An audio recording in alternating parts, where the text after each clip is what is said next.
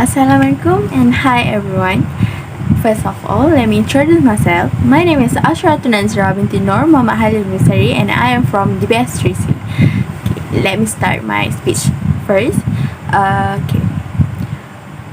From 1910 to 1945, Japan expanded its colony to the other country after winning the war against Russia in the Russo-Japanese War of 1905.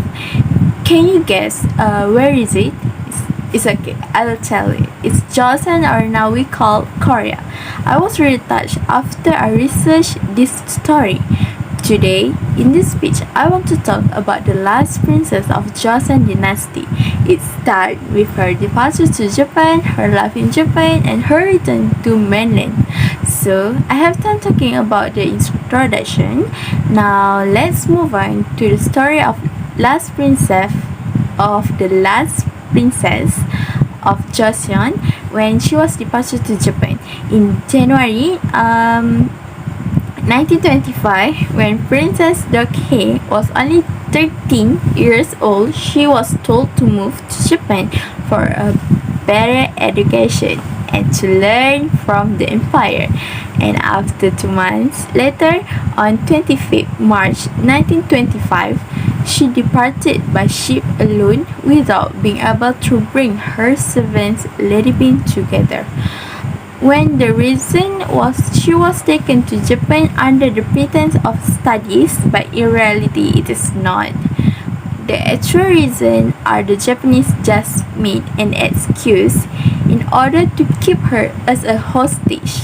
After everything settled, she enrolled in Gakushin, an educational institution in Tokyo originally established to educate the children of Japan's nobility. Princess Deokhye living in Japan, and always brought her thermos bottle because she was afraid of being poisoned. Now you know about her departure to Japan. Next, I will talk about her life in Japan. Living in a foreign country that we are not familiar, also different language, was not easy, especially since we were separated from our beloved family. It is same with Princess Deokhye. She felt unhappy living there, and upon hearing of the death of the mother who gave birth to her in 1929. Furthermore, she was prohibited from wearing a mourning dress. Since then, her behavior has totally changed and she has been diagnosed with depression. Her condition began to improve after that, and in May 1931, at the age of 18, she was forced to marry a Japanese aristocrat. His name was Count Takeyuki. He was nice and gentle to her, but it was hard for her to accept her husband due to her condition. A year later, she gave birth to a daughter with a Japanese name Masei, or the Korean name Jonghae. Unfortunately, in 1946, her husband sent her to a hospital after he found her not getting well.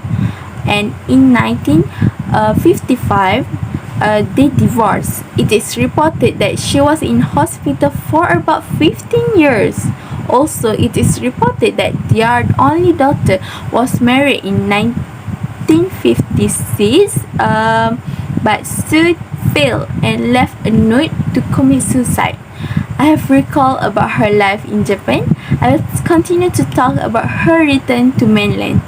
After many difficulties, she finally returned to Korea in 1962 after 37 years in Japan at the invitation of the South Korean government.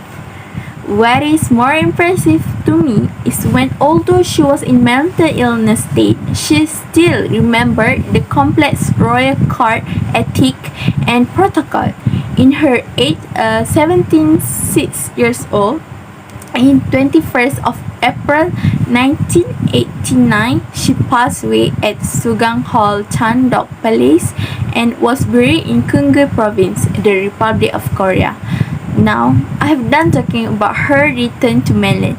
So people, I have done talking about the last princess, Princess Deokhye, and how he departed to Japan, her life in Japan, and her return to mainland. In conclusion, I take what was wrote by Princess Deokhye.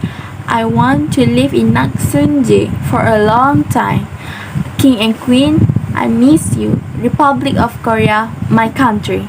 I can conclude here that nothing was more better than our mainland, so we should love our country and defend our country from being taken by others. That's all for me. Thank you.